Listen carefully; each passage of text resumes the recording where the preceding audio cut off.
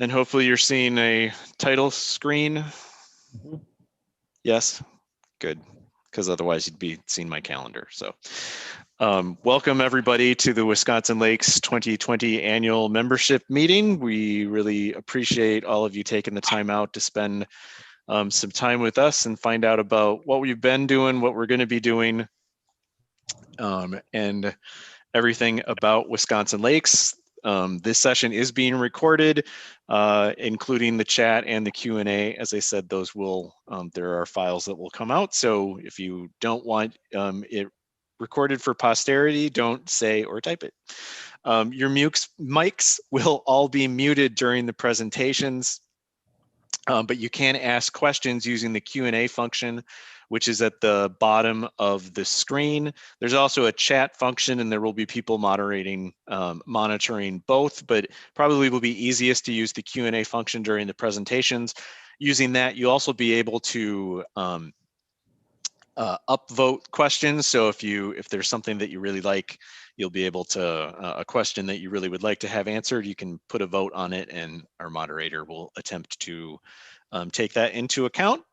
There will be an opportunity to ask questions and offer suggestions, and will be some open mic time, as we used to say in radio, at the end of the webinar.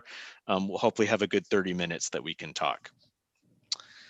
So with that, I will turn things over at this point to my board president, Kathy Erickson, who's been a long time and great volunteer for Wisconsin Lakes, and I really appreciate the help of Kathy and all of our directors here. But let's turn things over to Kathy. Hello, and welcome again to all of you. It's really inspiring to me to see so many people who care for our lakes here today. As many of you know, the association called Wisconsin Lakes is the citizen branch of the Wisconsin Lakes Partnership. We've been working to protect our state's waters along with our friends at the University of Wisconsin and the WDNR for 28 years now. And as individuals and lake organizations, you've helped with that work in a wide variety of ways. Here are the key areas that Wisconsin Lakes is currently working on. Mike, I think you have a slide for that. I do, if it will advance. There we go. There, okay. Of course, we want to do everything we can to promote healthy lakes. We provide education and technical assistance to lake organizations around the state. We advocate for sound science-based policy within state government especially.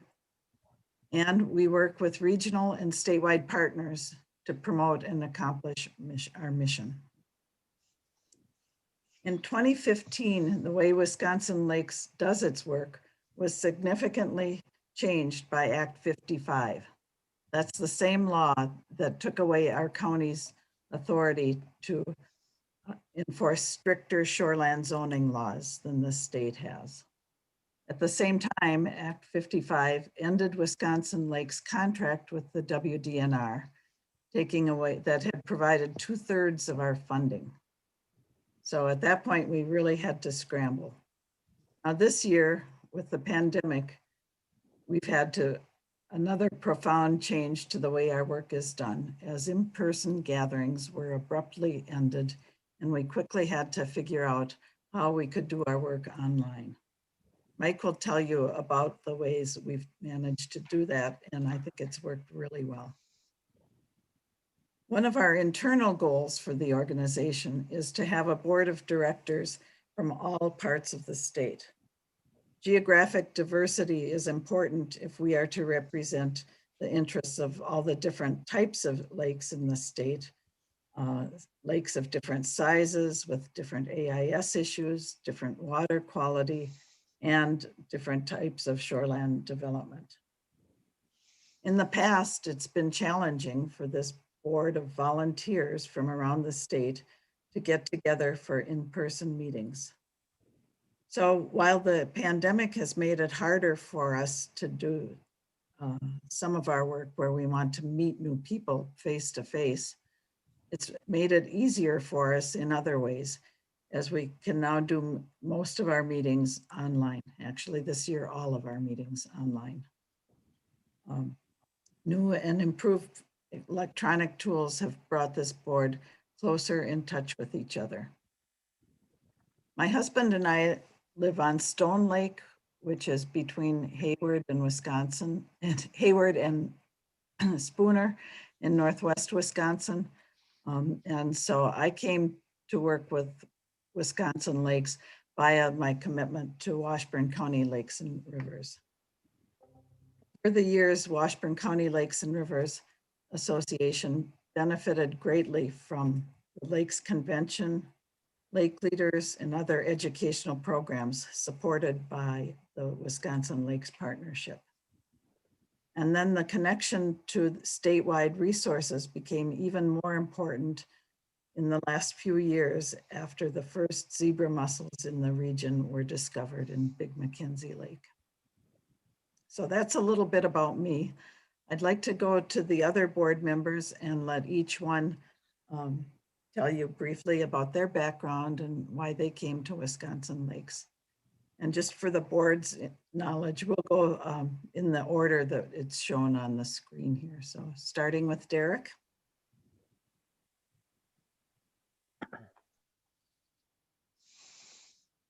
All right, can you hear me now?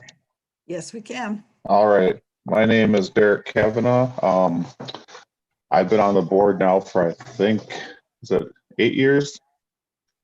And I work professionally as a lake consultant with Green Lake County. So I work with the lake associations, lake districts throughout our county to do lake management planning, work with individual residents on the problems they're having around the shoreline, if it's erosion, if it's zoning questions, if it's runoff.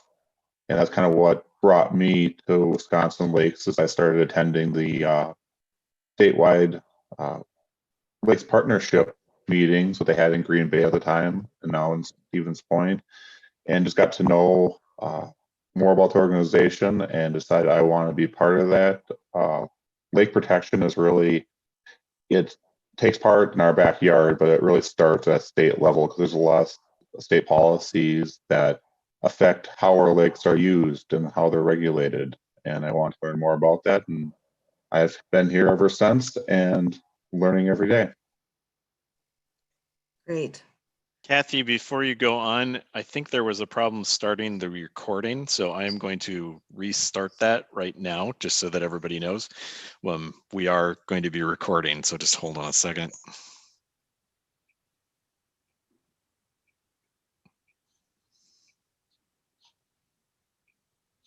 Okay, for those of you watching on the recording, welcome to the 2020 Wisconsin Lakes annual membership meeting. We had some technical difficulties.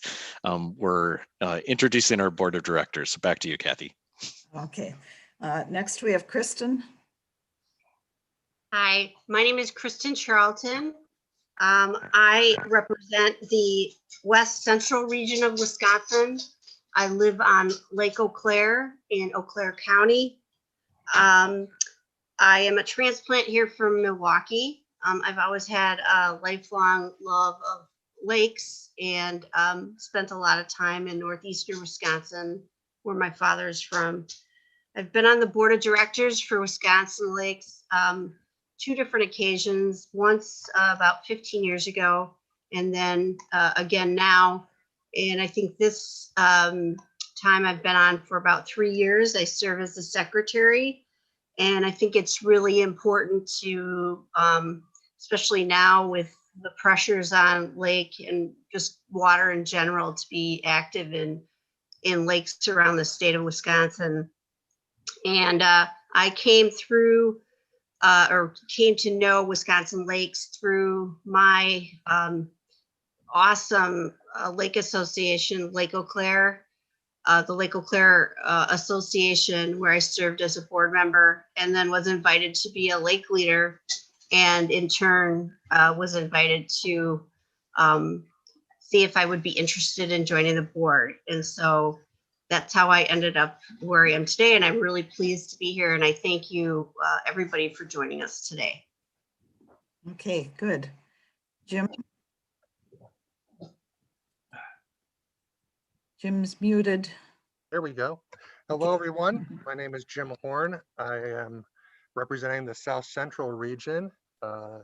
Came on the board back in 2009 and have forgotten to leave, so I'm still here. I am not somebody who lives on a lake, but I grew up in Green Lake County and spent the majority of my summers on Big Green Lake. Also, my uncle lives on Lake Poygan, so I've always been around the water and just enjoy that aspect. Maybe it's because I'm an Aquarius, but my main interests are just from the recreational aspect and the scenic aspect of the many lakes in Wisconsin. Trying to preserve that and have access for everyone is mainly what I'm about. So I enjoy being part of these lakes, and I'm glad that everybody has taken help with us also. Great.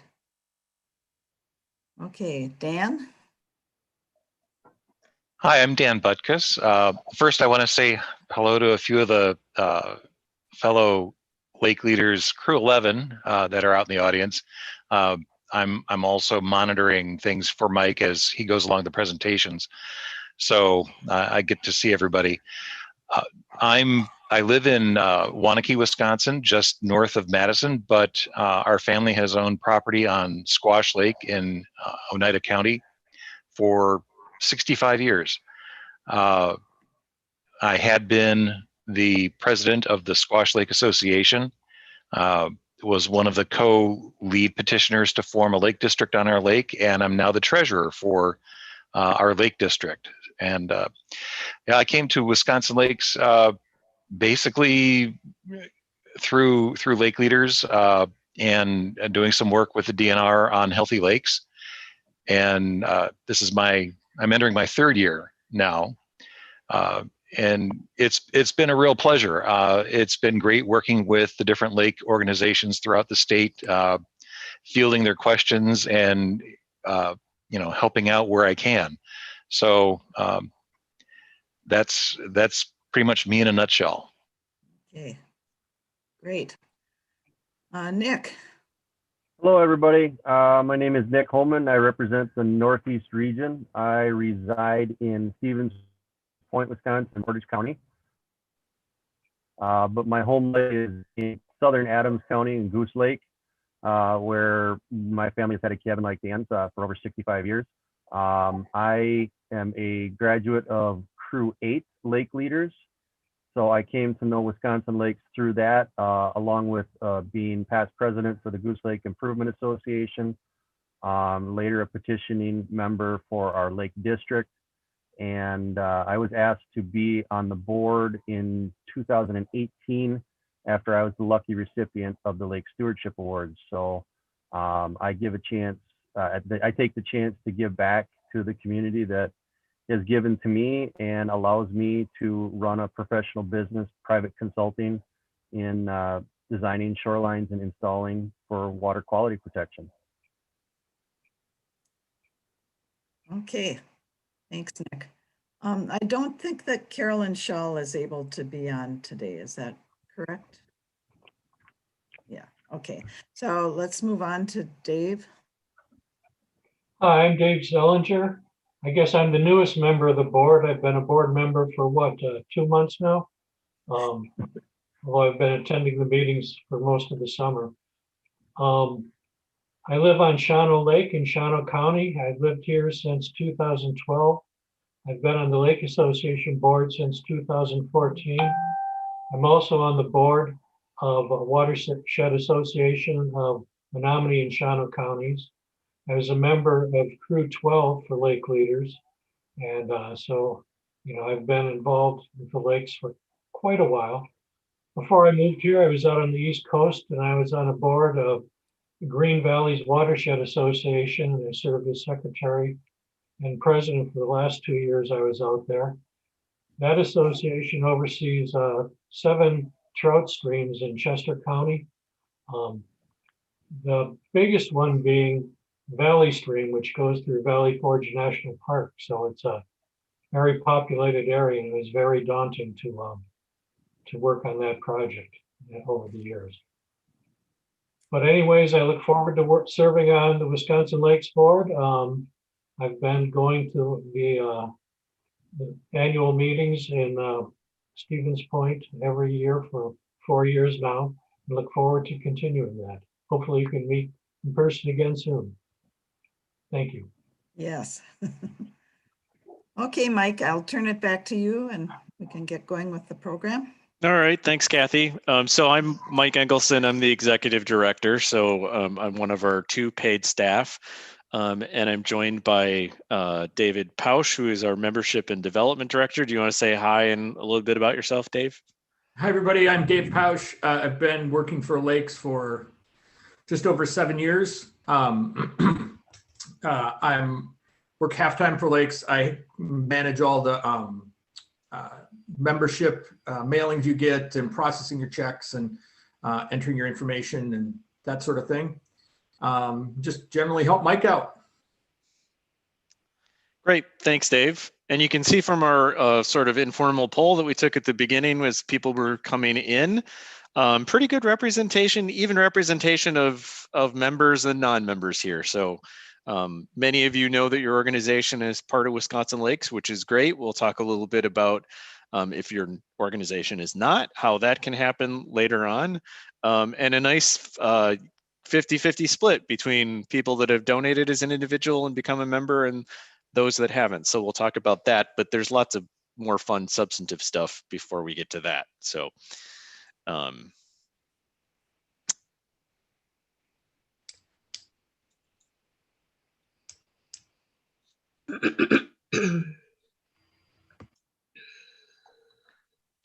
right, the poll went away, right? I can't actually, the problem with Zoom is you can't actually see what's on Zoom unless you have like an 8th computer screen to look at it. So Mike, this is Dan. The poll went away for you. It was still on my screen. There's a little X in the upper right-hand corner that if everyone still sees the poll, just click on it and it will disappear. Thank you, Dan. So what we're going to be up to for the rest of the evening, we're going to talk a little bit about what we've been up to, Wisconsin Lakes. Jim will give us an sort of tops of the trees look at what our finances have been over the last couple of years. Then we'll look at where we're headed, what we're doing right now and where we're headed in 2021, and then dive a little bit deeper, so to speak, into the topic of enhanced wakes and wake boats, because that's a priority issue for Wisconsin Lakes, as it is for many people across the state. We'll talk a little bit about membership and how you can help. And then if we get through everything timely, we'll have plenty of time to talk about whatever you want to talk about as well. So moving right along, you've seen me, so you don't need to see that again. What we've been up to. So we'll talk about we'll talk about this year, 2020. So at the beginning of the year, every year is pretty much the same for the first couple of months. There's legislation and advocacy work that goes on. So I am a lobbyist and I do work in the Capitol with legislators. And at the beginning of the year, the first couple of months is sort of the end of that legislative session or work year, depending on which year it is. So there's a lot. This last year was not a budget year, so there was a lot of wrap-up stuff going on. Mostly, as far as stuff that we were working on, it was the water quality task force bills. So the water quality task force was a legislative committee of both Assembly and Senate members, both parties that worked on water quality issues. They held hearings all across the state, issued a report, and then introduced, I believe, 13 bills. Some of which were okay, and some of which were less than okay. None of which really went very deep into solving the water problems of the state, in our opinion. But there were a handful that we did like that were things that we had been asking for a while.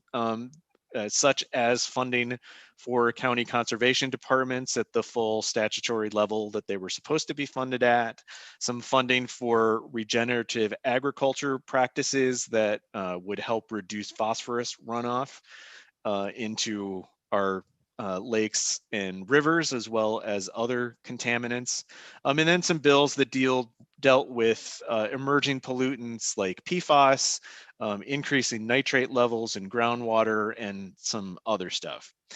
Just about all of those bills were passed by the Assembly, but were never taken up by the Senate. The Senate concluded their session because of the pandemic before taking up any of those bills. Some of them probably would not have passed anyway. The Senate was not keen on passing anything that had a price tag attached to it, unlike the Assembly on those. So those may not have passed anyway. We also worked on some other legislation, a couple of bills involving some changes to Chapter 33, the law dealing with lake districts. There was one that would have increased the minimum bid threshold for lake districts when they have to take a purchase out to bid from $2,500 to $10,000. That again passed the Assembly, but never was taken up by the Senate. And there were a couple of other things like that. There was one bill that did pass that sort of changed the voting procedures of Lake District law. I did a presentation on some of this stuff back at the Lakes and Rivers Convention. And if you go to the Lakes and Rivers Convention webpage on Extension Lakes website, you'll be able to find all that stuff archived and you can get a lot more detail. We also did a lot of, in the period of event planning, we were planning for the Lakes and Rivers Convention, which is held every April, has been in Stevens Point for the last few years, and the Red Cedar Watershed Conference, which is a great regional conference that its 9th year last year. We're working on our 10th. But the Red Cedar is always at UW Stout in Menominee and deals with issues across the entire basin, especially with polluted runoff in the Red Cedar. So I was there on March 12th for the Red Cedar Conference. It did go off, but then something happened. Yeah. I remember sitting in my hotel room the night before the Red Cedar Conference and sat down to watch a NBA basketball game and turned it on as the players were walking off the court because the season had gone into lockdown, and I knew right then that everything was going to change, and oh my, did it ever. And so from then on, most of what we've been up to, at least through September, was dealing with how do you, as a lake organization, hold a meeting in a pandemic? How do you go from this kind of meeting to that kind of meeting and make it work with all of the statutory requirements and technical problems and all that kind of stuff? So we took this as an opportunity. Myself, I had a lot of help from members of my board, especially Dan Butkus. Eric Olson from Extension Lakes at UW Stevens Point joined in a lot on this. We held webinars. We had conversations with the governor's office and with the Office of Open Government at Department of Justice about what open meetings law allowed and required.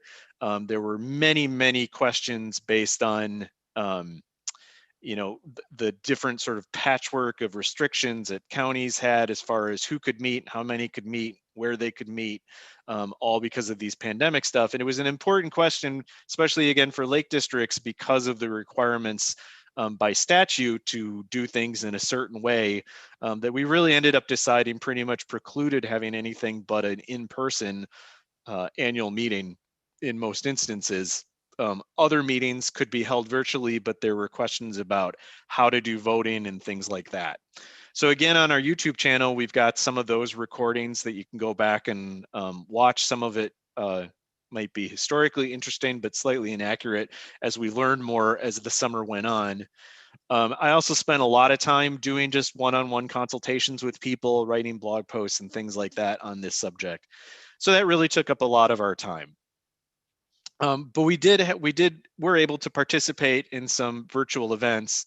So the morning of the Red Cedar Conference, I got a call from Eric Olson saying, so yeah, I guess we're going to be doing the Lakes and Rivers Convention online this year. And I said, yeah, that's 3 weeks away, Eric, you're crazy. But somehow we made that pivot and we figured out how to use Zoom and the kind of thing that we're doing right now that we had never heard of before. We were able to pull off in about 3 weeks. We had over 500 people attending the sessions, and there was a lot of excitement. At the time, it seemed like, oh my goodness, we hadn't actually been able to talk to other people for a really long time. And now that I was thinking about it this morning, that was like 3 weeks after we went into lockdown. So that seems quaint now, doesn't it? But what we learned from that experience really helped us be able to facilitate the Northwest Wisconsin Lakes Conference, the Lake Country Clean Waters Healthy Lakes Conference in Southeast Wisconsin. Also went virtual. We participated in that, as well as the 6-county North Central Workshop, which is in Vilas County. I also was able to attend a number of lake organization events, both a couple of countywide gatherings that went virtual and even some local group meetings to talk about particular topics, which was really great because normally I'm not able to get to that many of those, but this, being able to experience and learn how to use this technology, I think has really helped increase our reach and our ability to be at things like this. And I think it's sort of changed the way that we're going to do business into the future. So we filed a legal brief, a friend of the court brief, in a case called Town of Newbold v. Anderson. It involved an ordinance by the Town of Newbold in Oneida County that regulated minimum lot sizes in a more strict fashion than state shoreline zoning standards. But it could get away with that, we argued, because it used, instead of zoning, it used subdivision law. And there's a fairly good sized body of law that says that the two things, subdivision and zoning, are distinct pieces of law. And even though the activity being regulated can be exactly the same in both cases, one does not impact the other. So the ordinance passed under subdivision law should be legal and enforceable. And we're waiting to see what the Supreme Court comes back with on that. I won't talk about Lake Kit, our website program for lake organizations, until later, as well as talking about wake boat research later, but those were also things that kept going on throughout the year. So I'll take a pause right now. And Dan, do we have any 1 or 2 questions that we want to run through quickly? We had a couple of questions come through the chat, and they were directed at the panelists, looking for some specific information. And I think that's being handled. Nick and Derek handled a couple of questions. They were not questions regarding your presentation. So just looking for information on certain specific items. Okay. Well, we will move on then. Next up, I'm going to bring in Jim Horn, our treasurer, who will do a couple of minutes on finances. So Jim. Right. Hello again. So as Kathy kind of mentioned in her little summer report, we did have a fairly drastic change hit our agency back in 2015 when we lost the DNR capacity building contract. That was 2/3 of our budget. So our education program pretty much came to a halt at that particular point in time. We had to reduce staff and move to a smaller office space. So definitely took some steps to try to mitigate the impact of losing that financing. And we've been surviving ever since. We did show in 2019 that we did have a loss of just over $30,000. We did budget for that, some things that were going on. We also do have a projected loss in 2020 of around, hopefully a little bit less than $10,000. But again, we're taking the steps. We're looking at anything that we can do to reduce costs with getting rid of potential office space and other options that we have, trying to find new revenue streams, and see what else we can come up with for funding for the Wisconsin Lakes. Great, thanks, Jim. And I want to, you see on the screen, there's the icon for this nooffice.org. This is something, we are getting rid of our physical office space, so we will not have a physical office. And that's not something, a move that we take out of desperation or without a lot of forethought. This is actually something that I've been thinking about for a long time. We've been largely remote in the way we act for a number of years now. Nooffice.org is run as a blog run by Michael Slawinski, who is a guy from Poland who is the CEO of some task management software. Runs a program called company called Noseby. So they have a personal and a teams unit that I've been using for a while and have followed this. His company started and has never had a physical office, and so he has lots of tips and best practices to follow that I've been looking into, as I said, over some time. So I don't want anyone to think that this is a decision that was made purely because of budget. It's one that I think is going to leave us really nimble when we're able to bring on more staff for new projects, and we have funding for those. It's going to not require us to have a central geographic focus, and I think we'll be able to be placed around the state much more nimbly than we have been in the past. So. Say, Mike, this is Dan. Mm-hmm. We've got a question back on the financial discussion. It came in just as Jim transitioned to you. We have, oh great, and I just lost it. Here we go. It came in through the chat. Notwithstanding the 2 years of losses, how was the Lake Association membership fee of $750 established? And what % of Lake Associations are members?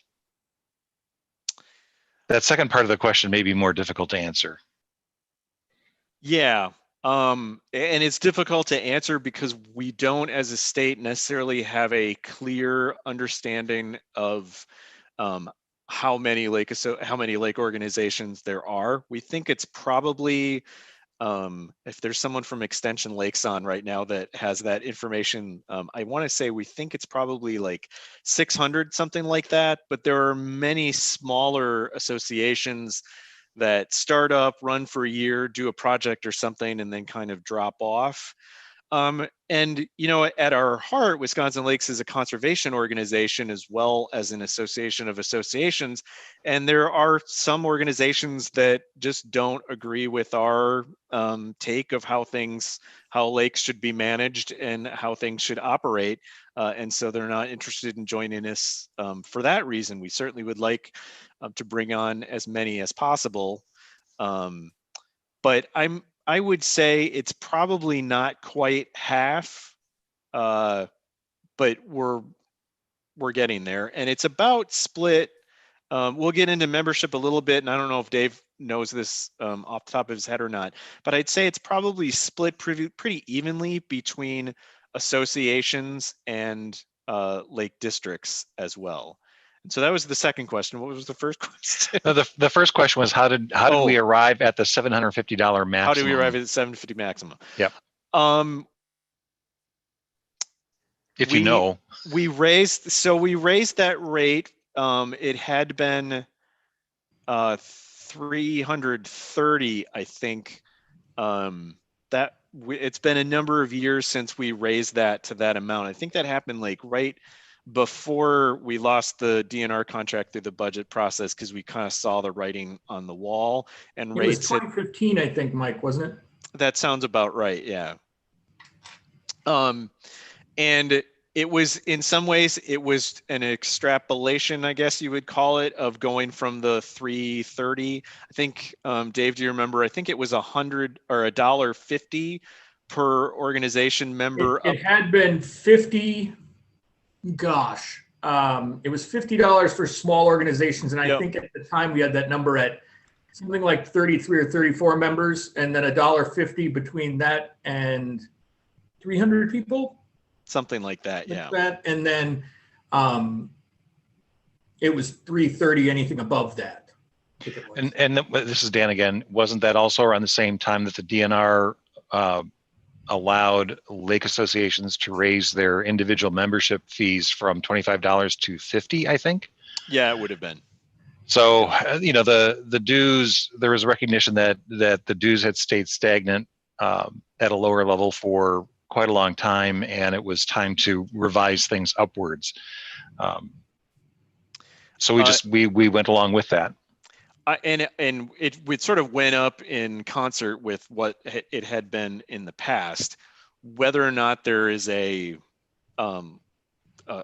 strong reason that it was set at that amount, I'm not sure. So, and again, we can talk more about that kind of stuff later on as well. So right now I'm going to move into what we are doing now and what we will be doing in the future. And the first thing I want to talk about, I'm really excited about this. We've been putting, I especially have been putting a lot of time in on this one. So as I said, the Lakes and Rivers convention had converted in 3 weeks to an online event. We used Zoom channels just like we're doing now, and we had a hub website that you would go to and you would click into the sessions that you wanted to go to. And that worked very well, and that model has served us well as we went through the summer. We knew, however, that we needed to amp things up if we were going to be not in person again in the spring of 2021. And early in the summer, even then, it was pretty clear that things probably weren't going to have cleared up, and there was not really a way that the Holiday Inn and Stevens Point could assure us of what capacity was going to be, even if at that point we had a vaccine or something. So we just decided to double down and take the virtual event that we had this past April and make it even bigger. So we're calling it Wisconsin Water Week. It's bigger in time period. It's all week long. It's earlier. It's March 8th to the 12th. And the topics are broader. So we're talking about more issues surrounding water. And on Monday of the week, it's going to be more big picture kind of stuff. We have titled the theme of that day, Water Cycles. So we'll cover impacts of changing climate. We will cover groundwater issues, emerging pollutants like PFAS and nitrates and things like that we haven't covered as much in the past. Those kind of things will happen on Monday. Tuesday will be more drilling down into the science of water bodies themselves. So we'll be talking about lakes and rivers a lot more on Tuesday. And then Wednesday is sort of a water action day. So restoration projects, advocacy projects, and things like that will be talked about on Wednesday. Then Thursday, we have 13 regional conferences going on at the same time through the virtual event platform that we are using for Water Week. So the Red Cedar Conference is sort of the anchor of this day. The Red Cedar Conference team agreed to participate in Water Week, and basically we had already determined our keynote speakers for the Red Cedar. And so those will be offered to all of the regional conferences, and most of them are using most of the keynotes from the Red Cedar Conference. So when you register for Thursday, you'll pick which region you want to go to. In most of the programming, we will be focused on issues within those particular regions. And we really do have coverage over just about the entire state. I think there's just a couple places where Eric is still trying to plug some organizations in, but it'll be a pretty wide coverage on Thursday. And then on Friday is left to whatever you all want to do in a way that you conceive of participating in Water Week in the form of local events. So it might be a lake organization meeting, it might be a field trip. Some groups have talked about doing hikes in different places. We kind of thought Friday would be a chance maybe for people to get together in smaller groups and expand on the things that they learned earlier in the week. So registration for Water Week opens in January. There's information on wisconsinlakes.org and on the Extension Lakes program web pages. I think if you Google Wisconsin Water Week, you'll be able to find it fairly easily. It's right on our homepage as well as information on sponsors and exhibitors. The event platform that we're using has a lot of opportunities for networking and interconnection between individual people. It's much more robust than what we did in April. So you can look for a much more integrated, it's still not all of us together in Stevens Point, like we would like it to be, but you will get some sense of connection if you decide to attend, and it's $20 a day. So Monday through Thursday, just $20 each day. So there's not a lot of risk there. If we encourage you to check us out. We'll also be participating with the Northwest Wisconsin Lakes Conference. That's in June. June's one of those times now that it's like, okay, we got vaccines going, but so the question of whether or not we're going to do that one in person or virtually is still up in the air. We'll be deciding that. That committee will be making that decision in January, I believe, but it will be June 18th, regardless of what the decision finally is. And then in partnership with Extension Lakes, we'll be doing a number of educational webinars on topics like our traditional Lake District Commissioner trainings. We've considered a session on liability and insurance issues for lake organizations. We'll probably redo our Lake District Treasurer training, probably have something on how to do virtual meetings and updates as to, I'd like to do one where actually those of you who have had meetings and figured out solutions report out on how things went last year as we head into, perhaps a mixed session of summer meetings in 2021. So you can look for those sorts of things as they come along. We're continuing to move forward with our lakekit.net lake website program. For some of you, I believe from looking at the participant list, some of you may be lakekit.net participants. We hope you're enjoying it and continue to do it. There's been some questions as to some things have not gotten updated as quickly as they have. Our technical service provider, Ken Hustiniano from Northern Graphic Operations, actually came down with COVID. His whole household has COVID, and so things are kind of on a hold right now. We just found out about that recently, so I'll be sharing that with people, but I wanted to get that message out to those of you that are here. He's doing okay, but he's not doing a lot of work either. He's resting a whole lot. So our best wishes go out to Ken. But for those of you who aren't familiar with LakeKit, Mike, this is Dan. Before Sure. you jump into this, we had a question come in on the Q&A for your previous slide. If the Northwest Lakes Conference is in person, where will it be? I should know that off the top of my head, and I have now forgotten which school we were talking. Kathy, do you? I'm going to say Hayward. I was going to say Hayward too. So it's either Hayward or Spooner, right? But I'm pretty. Right. I think we had talked to Hayward, Yeah. and they were amenable to holding it. By the way, I don't want to make it sound like the Northwest Lakes Conference is a Wisconsin Lakes thing. It's not. The people up there really, they have a steering committee that runs the show. As same thing with the Red Cedar Conference. I am happy that I'm allowed to help participate in that and put my 2 cents in where it's worth. But really, that's run by citizens in the regions, and they're both really great conferences. Another question popped up. If we're still looking for suggestions on training, let's see, this is Shelley Hildebrandt, is really interested in district secretary training.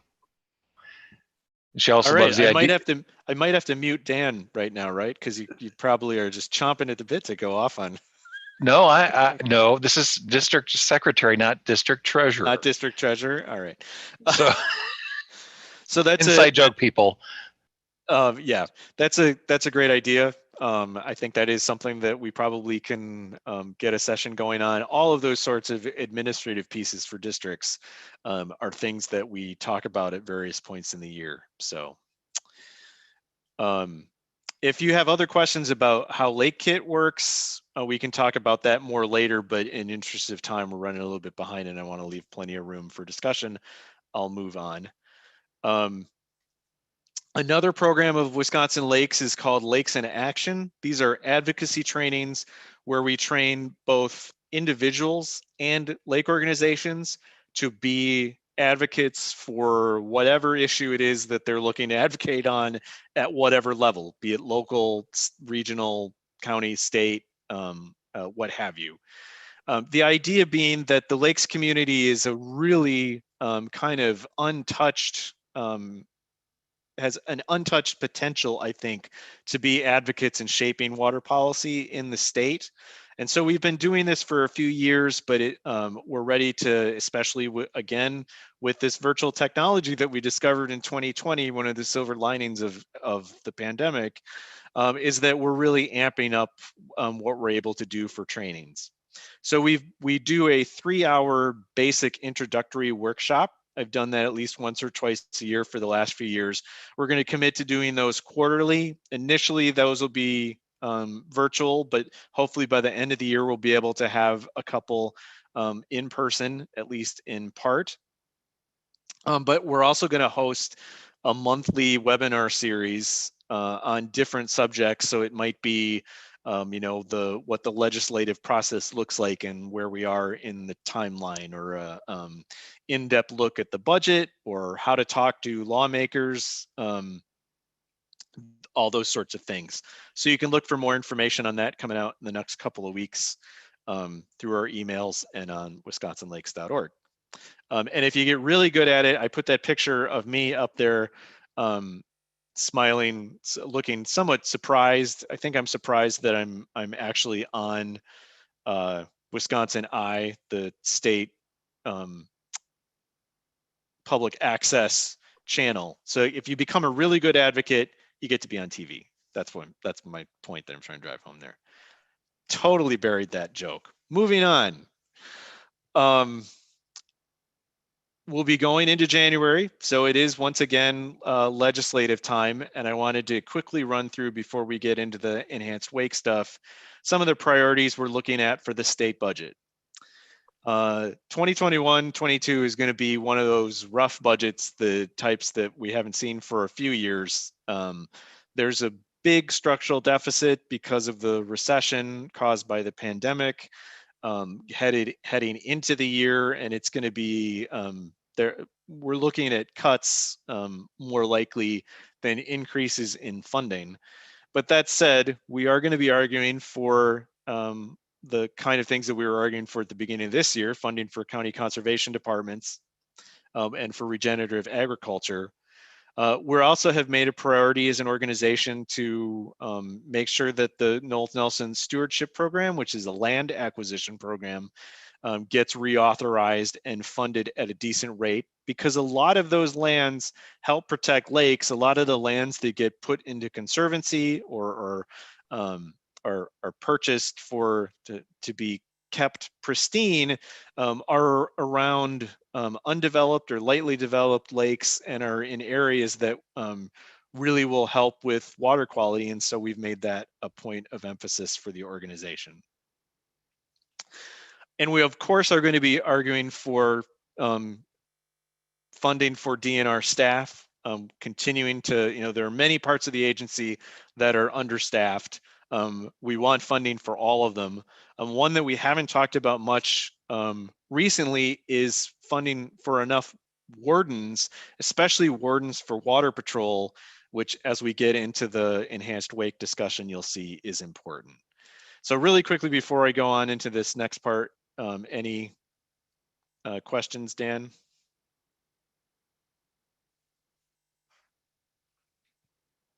Sorry, yes, I always mute myself now because I have had so many faux pas, I forget to unmute myself. Had a question come in, Oh shoot, where did it go? Oh, because of high waters, the DNR is allowing lakes to pump their overflows into other watersheds, passing the problem on to other water bodies. We need a discussion on this, mitigation, workarounds, better solutions. It's not necessarily a question. It looks like a, well, it is a question that Rich Charts would like to see us have some sort of discussion with the DNR and I assume UW Extension Lakes. Yep, you bet. Actually, that's a really good point to bring up, and it's actually something that I've had conversations with DNR about. There are, I think, it was upwards of 20 different requests across the state to have water diversions. DNR is actually working on some educational materials to discuss when that might be a good thing and when it's not. A lot of times I think it's probably not. Sometimes it's necessary, but it's very situationally dependent. And we can talk about that a little bit more at the end if you'd like. But it is an issue that we're aware of and I think is going to be talked about more in 2021 by us and by Extension Lakes and DNR.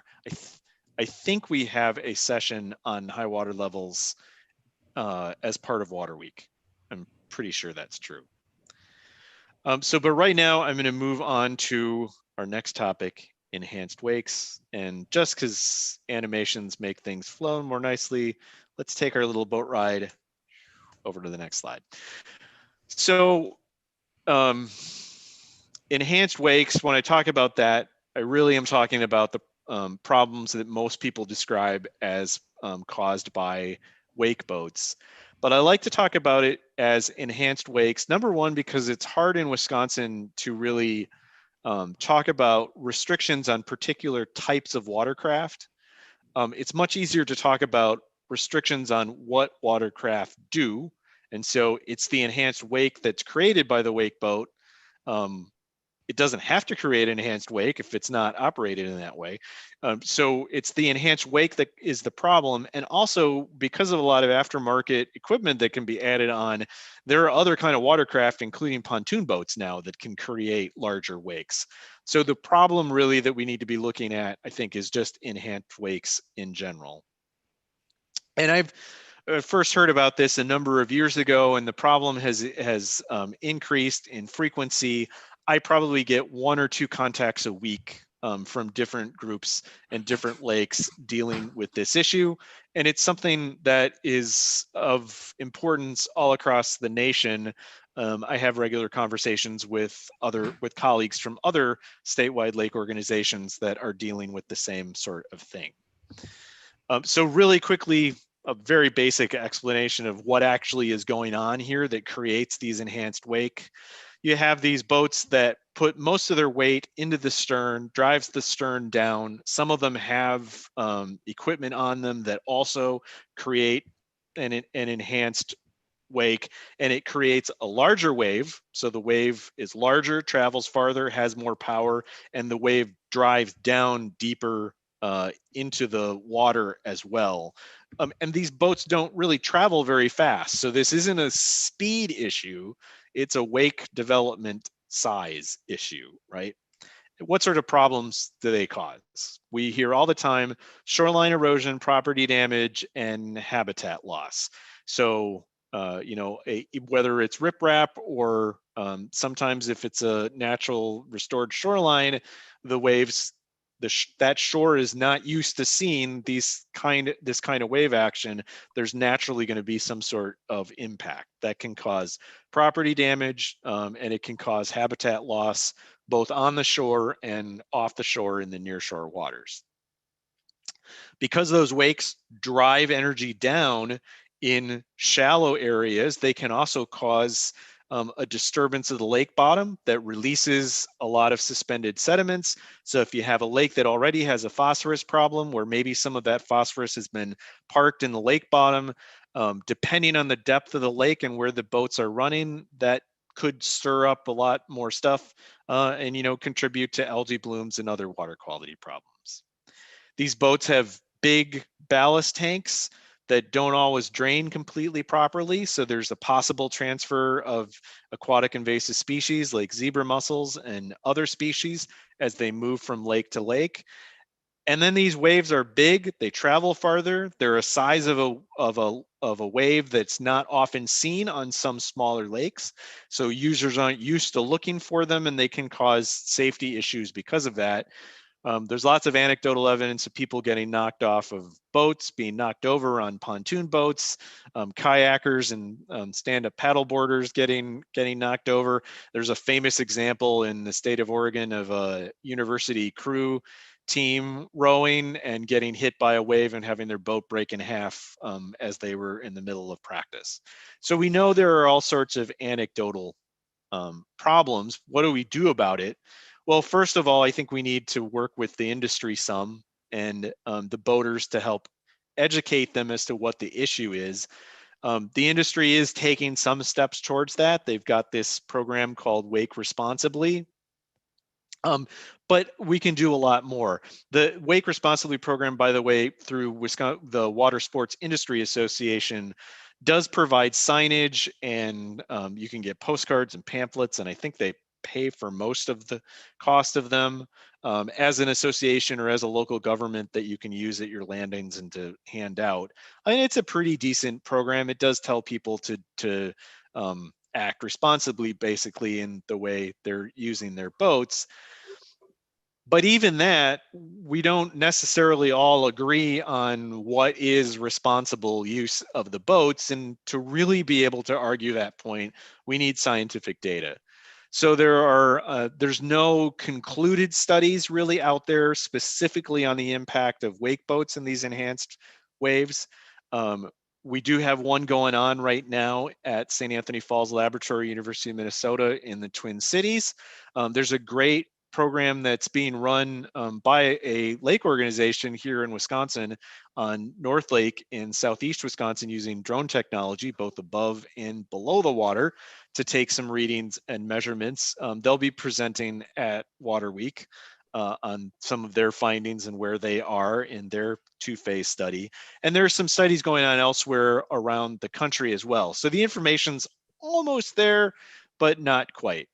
Once we have that, and even as now, as we have the information we have, we can start talking with legislators about, okay, what do we do for regulations?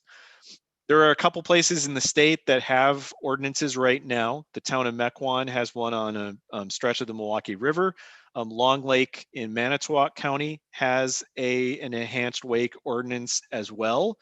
That I believe both have been enforced and they have not been thrown out in any court decisions or anything like that.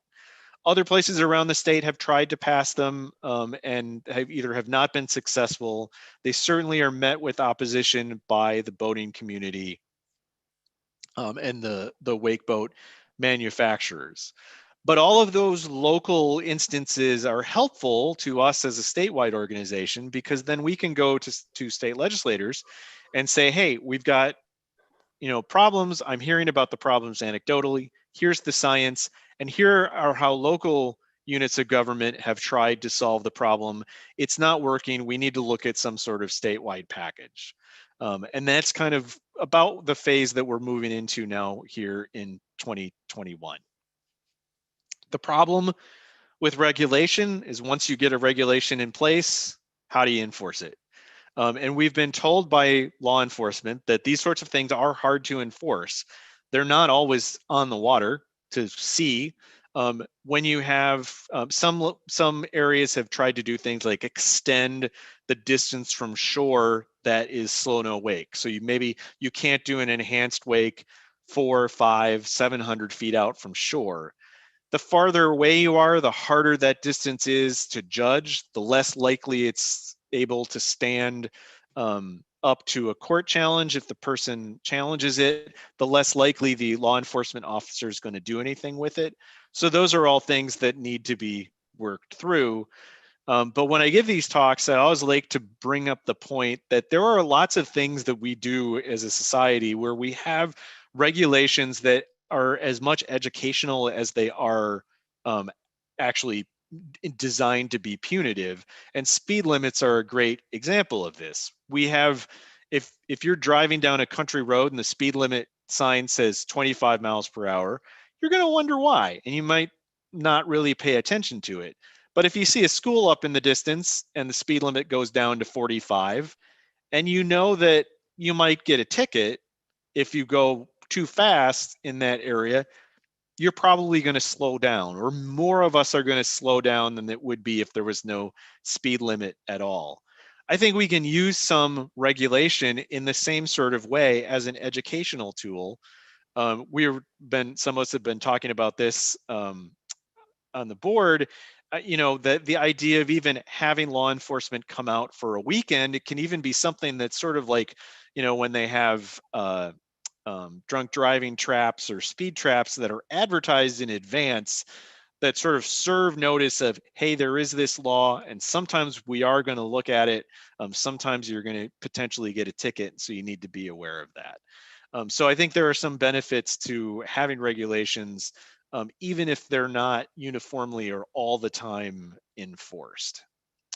So that's my very quick pitch through wakeboarding, or through enhanced wake issues. I can do a whole session on this. And if anybody is interested in having me do that for their lake organization or for a countywide group, I'm happy to schedule something and do whatever it is that you would like as far as a presentation. So I'll pause really quickly and see if there are any questions. Yep, Mike, there is, and it is, the way I interpret the question that came through the Q&A, are there any studies that are complete on enhanced wakes? Or are they all mostly still in progress and we're waiting final results? From what I've seen, as far as studies that specifically deal with enhanced wakes, so wakes that are created by wake boats or boats like that, those are still not completely finished. There are a couple of industry studies that were fairly simple, didn't go into a lot of detail. I actually just saw this week, there's a study out of Idaho done by a master's student who looked at a particular lake and the impact of wakes on the lake at different depths. He was specifically looking at disturbance of sediments.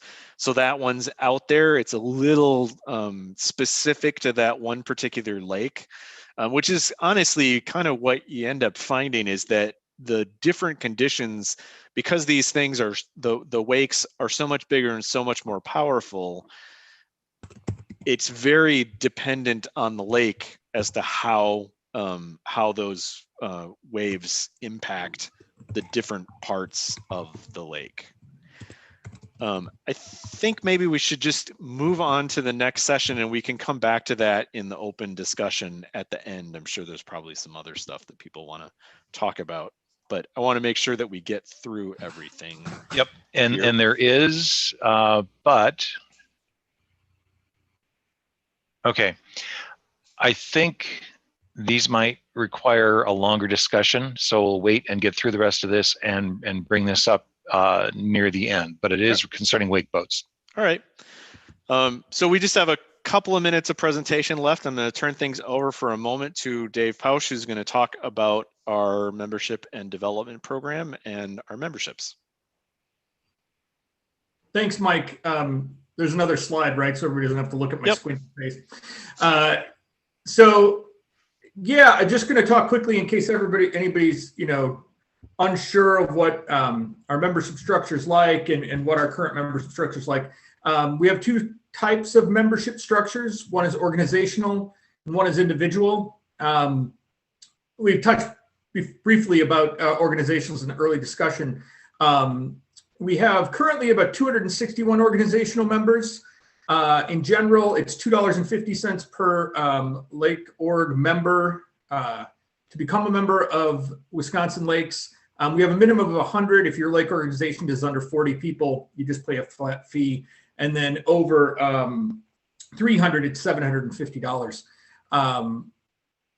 When you're a member, an organizational member, they have access to directors and officers insurance. Mike, you can talk a little bit about that, possibly individually with anyone who's interested in knowing. We've also talked about LakeKit.net membership. That's something you can get as an organizational member. And then the organizational membership funds that we receive in general help support the events that we do, and then all the educational trainings, which has been kind of vital this last year with the webinars that Mike's been doing, and that working with organizations to figure out how to do your open meetings and things like that. As far as individuals, any individual can become a member for $30.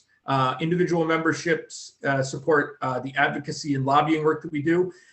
We have about almost 400 individual members. I'm pretty happy with the trajectory of our individual membership.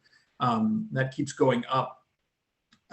Just a note, if you're a lake if your lake organization is a member and you're a member of that lake organization, there's nothing stopping you from becoming an individual member of Wisconsin Lakes as well. And so that's something that sometimes can get confusing for people.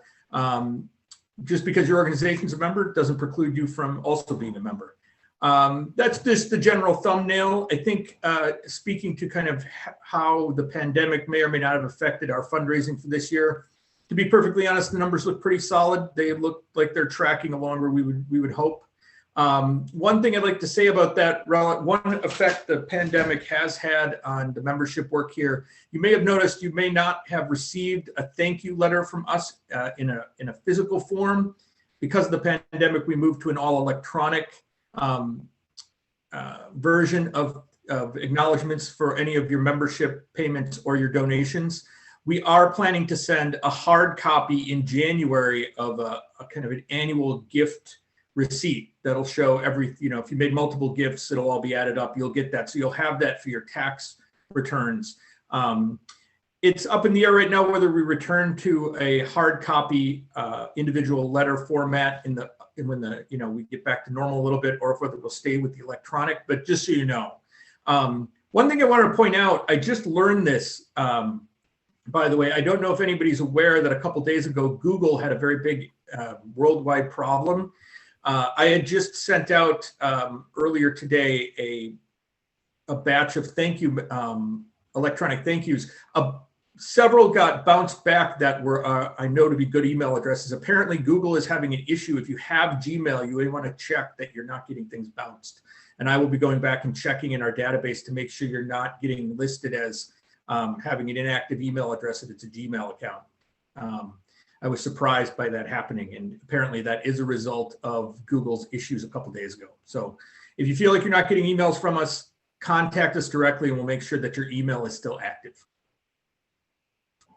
That's great. Even I learned something from that. Yeah, I didn't realize it. I mean, literally learned this 2 hours ago because I sent the email, and people who had donated by responding to an email, their email bounced back to us as if that email was no longer good, and it's not true. Breaking news on the Wisconsin Lakes annual meeting. Say, Mike, this is Dan. Somebody asked the question, and there's a typo on this slide. Individual membership starts at $30 per month or year. Not $30 a month. Yeah, I responded back to the person and said per year. I won't go for it. 27 slides in before we found an error. I just want to bring it up because of other people have caught that and they're wondering what the heck's going on. It's $30 per year. Yeah, just wishful thinking on my part, probably. We do offer a recurring donation. If you would like, you can set it up through our website where you can give $30, $5, $130 a month, however much you like. So you can check all that out on wisconsinlakes.org. I did want to mention another typo, actually, information I didn't add that I had meant to. I don't mean by this to suggest that the individual members only are supporting our advocacy work. not all of that funding, not all of the money that's donated by individuals goes to advocacy. It does support our other programs as well. Likewise, to the extent you are allowed to and comfortable, organizational members can certainly contribute to our advocacy work as well.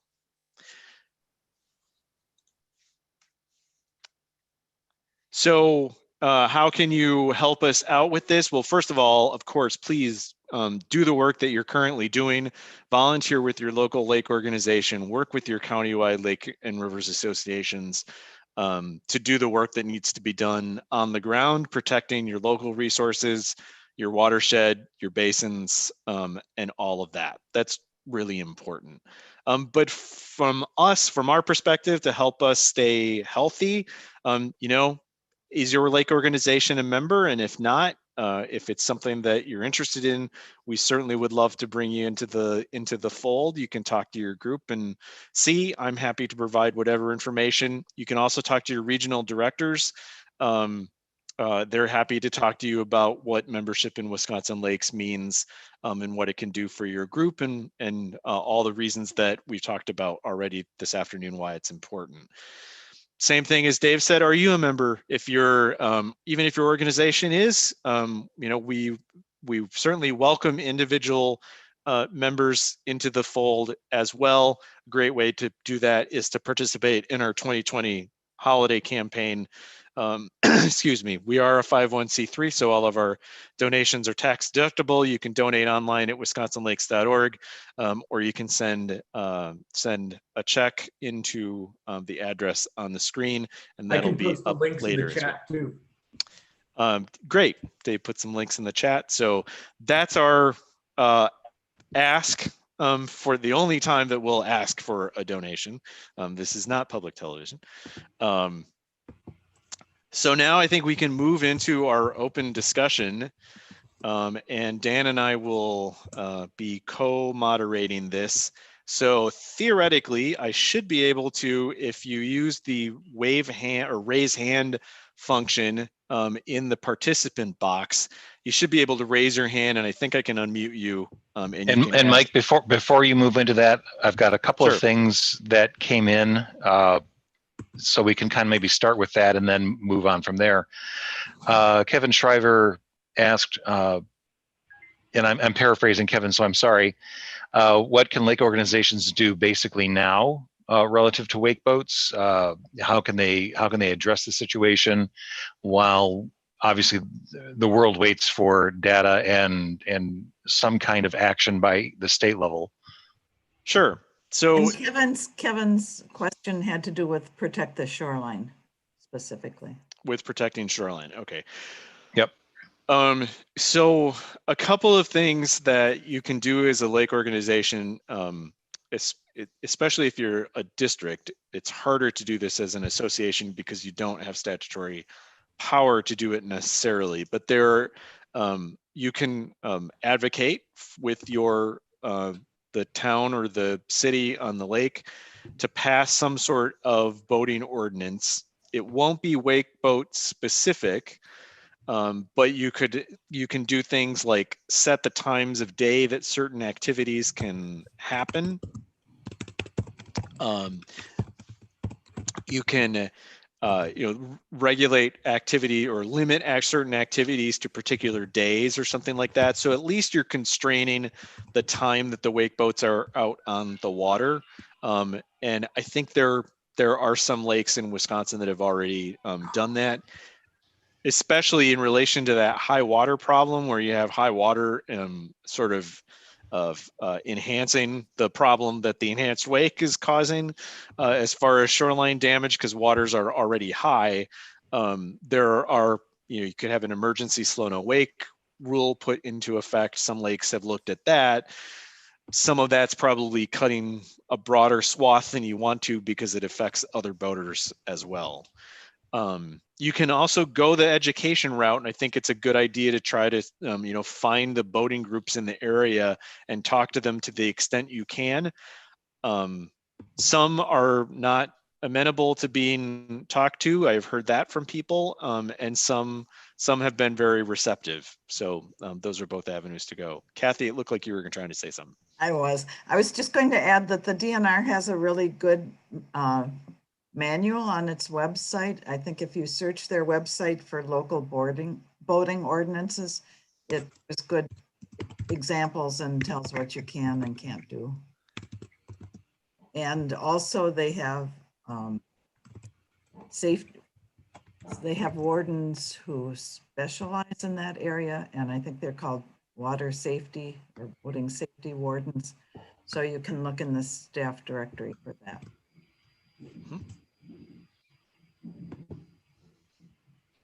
And before you get to the hand raising, Mike, Derek Kavanaugh asked if you might touch briefly on the boat wash decon work that we're undertaking. Oh, sure.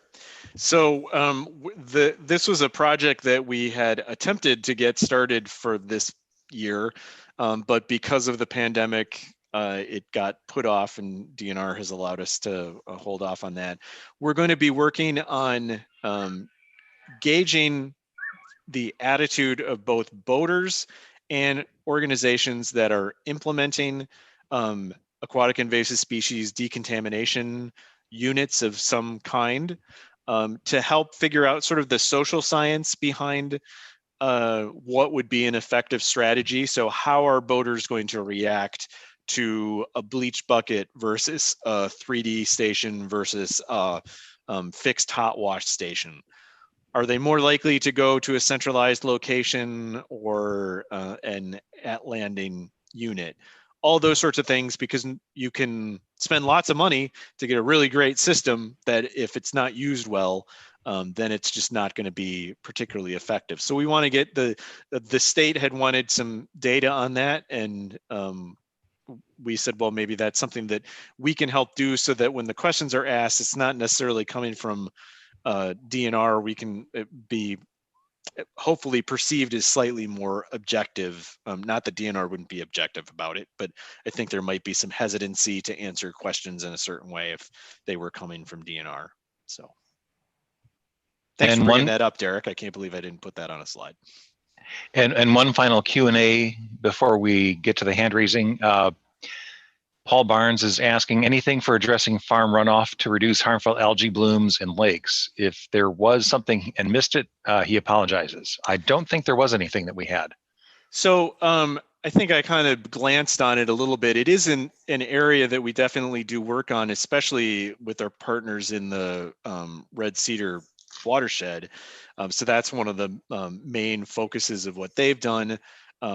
We're really supportive of legislation that supports things like producer-led councils and other kinds of regenerative agriculture, because really it's the healthy soils will keep that kind of stuff off, running off of farm fields, which is probably in most places is the prime thing that leads to those sorts of problems. So we're working on that kind of stuff.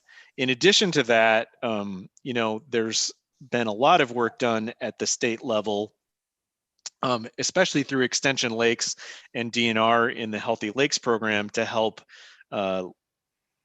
waterfront property owners do restoration work on their own shorelines to help keep stuff from running off their own properties into the lakes. We often talk about agriculture as the main problem, but in many places, the problem is the residences that line the lake shores as well, or sometimes exclusively. So we've done work on both issues.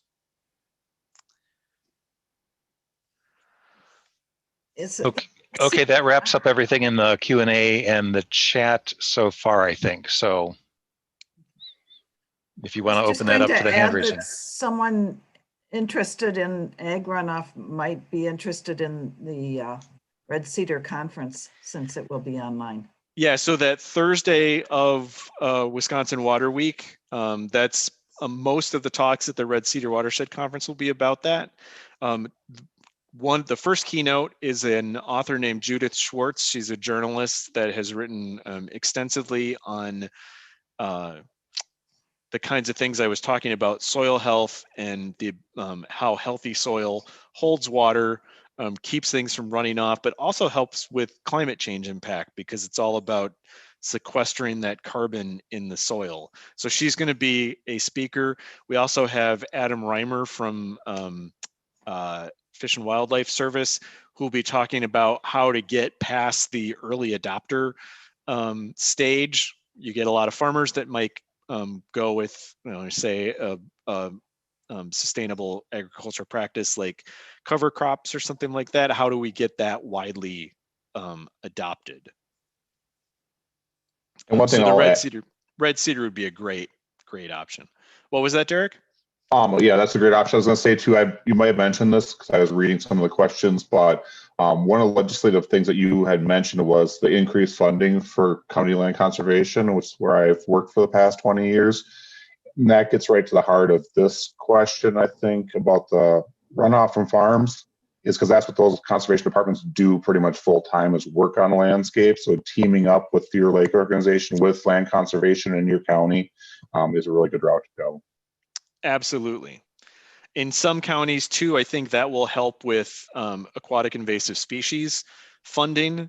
Some county conservation departments where AIS is a big problem, if they have more funding, they're able to devote some staff to AIS as well. So depending on what the problem is in your area. Say, Mike, this is Dan. Ann Gordon sent this to the panelists, and I think she might have meant to send it to all attendees. Lake Wissota Stewardship Project is addressing agricultural runoff. This combined with Healthy Lakes directed towards lake residents.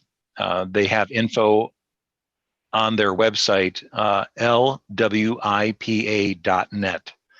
So if anyone's interested in looking at what Lake Wissota is doing relative to ag runoff, that might be a good place for them to go look as well. That's great. And if other people have other resources that they'd like to share, that would be awesome. You can do that in the chat or however you like.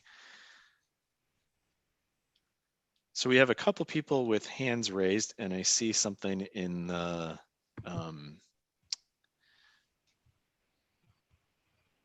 Q&A too.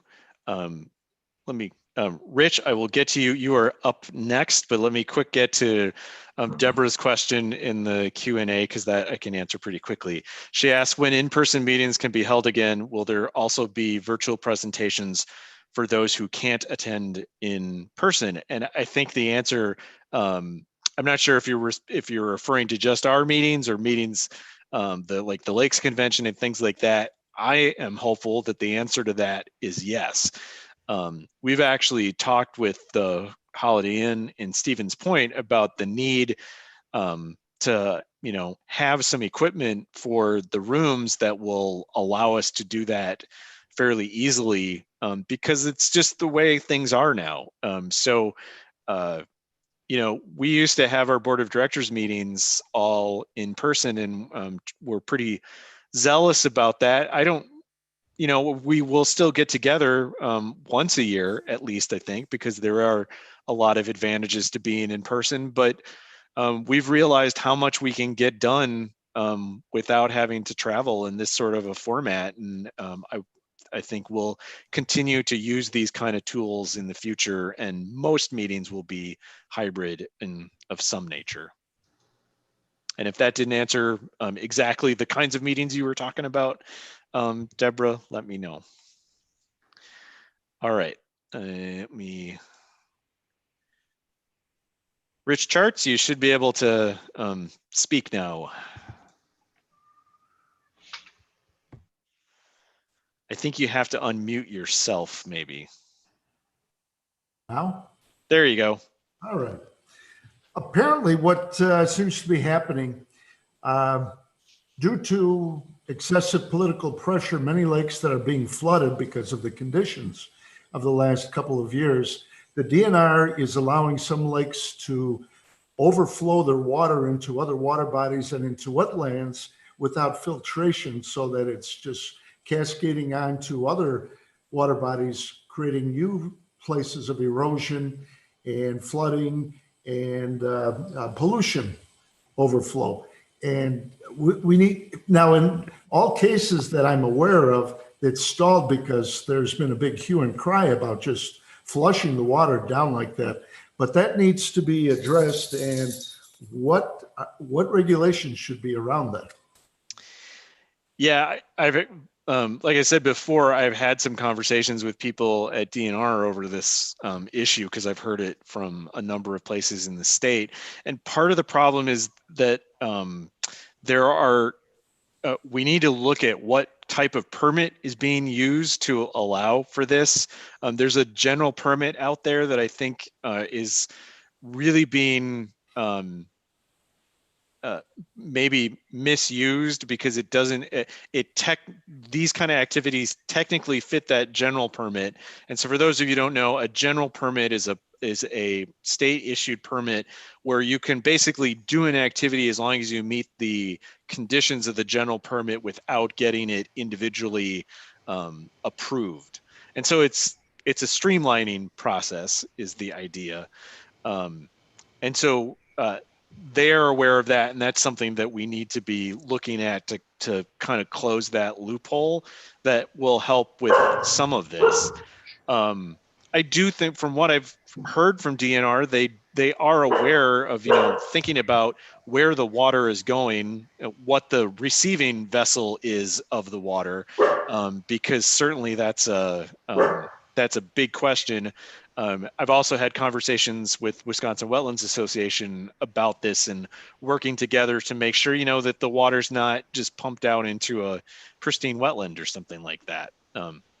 So there are existing mechanisms, I think, that maybe just we need to look to the state to tinker with a little bit, and that will solve some of the problem. Well, at the moment, in the cases that I'm aware of, it's either flooding the wetlands so there's no longer any filtration, or it's going into other bodies without any filtration. And of course, in many cases, it's just passing the flood on to the next body. Right. One other thing that we can do, and this is a longer term solution that's a much larger issue, I think, is look at how the landscape really needs to be. Are the places up higher in the watershed where some wetland restoration work can happen that will actually help mitigate the high water in the lakes and the rivers in the first place, so they don't flow over into something else and overwhelm it. So that's another thing that we'll be looking at in 2021, I think. All right.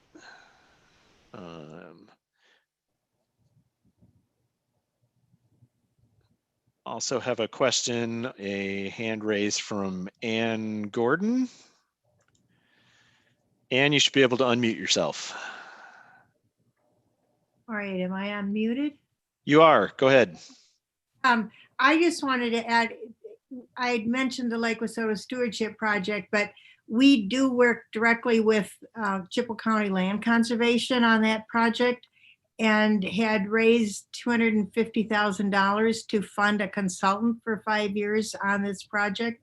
But if whoever raised the question about that wanted to call me, I'd be happy to talk with them about it.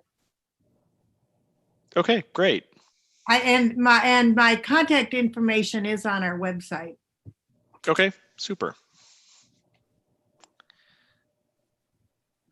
All right. And Mike, just to let you know, I lowered Ann and Rich's hands so that we don't think that they have a second question. All right. So, I was like trying to figure out how to do that. So I think we started 5 minutes late, so we have like 2 minutes left to hit exactly the time frame that we were talking about. What else, if anything, would people like to talk about? We can talk about, are there other things that you'd like to see us doing as an organization? Are there other issues that we haven't talked about that we need to be aware of that you'd like to bring up? Feel free to broach any of those things. And if we run a little bit over, obviously, for those of you that need to leave, you're free to go, but I'm happy to stick around for another little bit if the questions go a little bit over time. And I do want to say there are a number of people who use the Q&A option to forward more information, especially on ag runoff and other issues. And I went ahead and forwarded that to people via the chat so that everybody got that information. So hopefully, if you're interested, just take a look in the chat room and see what's been added. It occurred to me, in addition to the programming within the Red Cedar Conference on the Thursday of Wisconsin Water Week, there will be some sessions that are that go on earlier in the week as well during the main body of the event. It's not a convention. I keep wanting to call it. We've decided it's not a convention. It's an event because it's unconventional. That wasn't mine. Well, thank you. Unless we've got some more stuff coming in, stop me if we do, Dan. But I think we can wrap things up then. I'm just double checking the chat room, the chat box, and I think we're all caught up on the Q&A. I do have, just to let you know, Mike, a couple of requests for contact outside of this meeting. So I've got those, and we'll be in touch. Great. Yeah. Our contact information, both for me and for Dave, obviously, is up here. We both monitor the info@wisconsinlakes.org email as well. So thank you so much. I want to say thank you to the board of directors for taking the time out. I'm paid to be here. They're not. So thank you for the time that they spend with this organization and for spending time here. And thank you to everybody that is a member or will become a member in the next few days. We really appreciate the support, and it's without you, we're not able to continue to do these sorts of things. So thank you. Thank you very much. Thank you. Bye-bye.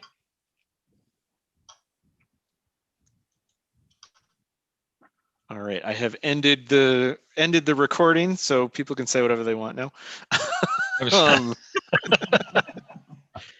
For those of you still on the call that are interested in any of our activities, just go to our website, and especially the Lakes in Action stuff.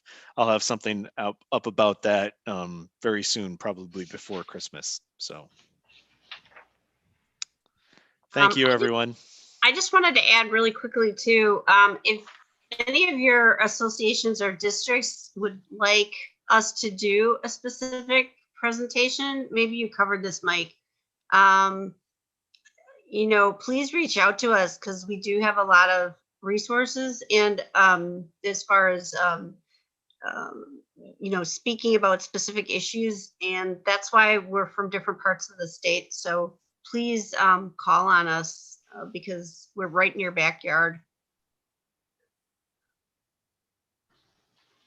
Yeah, that's great. Thanks for bringing that up, Kristen. Oh, we just got a question from Bill. And Bill, I'm going to mispronounce your last name. I'm terribly sorry, so I'm not going to even try. What's Ann Gordon's contact name or contact info? So it was. It should be on the website, which was given for Lake Wissota. I think it was. That's correct. Yep.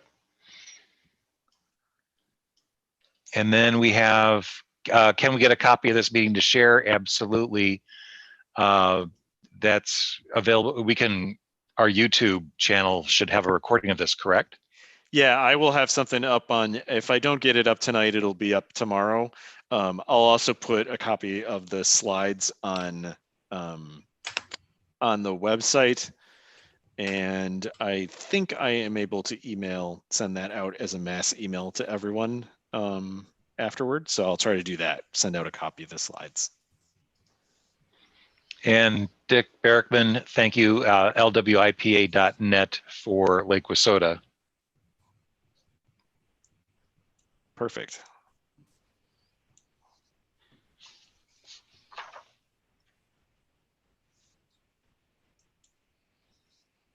I'm just continuing to check the chat, and Q&As. Okay. Mike, if you don't mind, I do have a couple of things that you can follow up on, certainly on one of them, and then I probably think you and I might. Sure. One is Rick Charts would like, for Whitewater, would like a Zoom meeting with you on wake boats. Okay. Yep. And then Kathleen Schroeder, I have her email address. She put through a number of highly specific questions on Lake District law.